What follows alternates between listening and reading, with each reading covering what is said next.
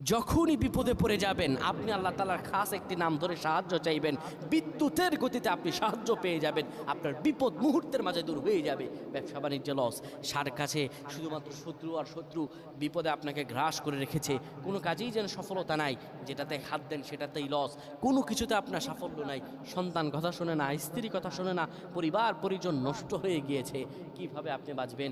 প্রবাসে আটকা পড়ে গেছেন, আসতেও পারেন না, কোনো কাজও পাচ্ছেন না, আপনি আমলটা করেন।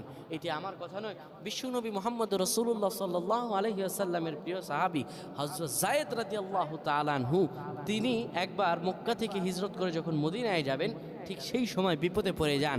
ওনাকে একটি লোক বিপদে আটকে ফেলে এবং ওনাকে হত্যা করার চেষ্টা করে। তখন তিনি আল্লাহ তাআলার এই খাস নামটি ধরে সাহায্য চেয়েছিলেন, আল্লাহ তাআলা তাকে বিপদ থেকে মুক্ত করেছেন। সুবহানাল্লাহ। সেই দোয়াটা কি?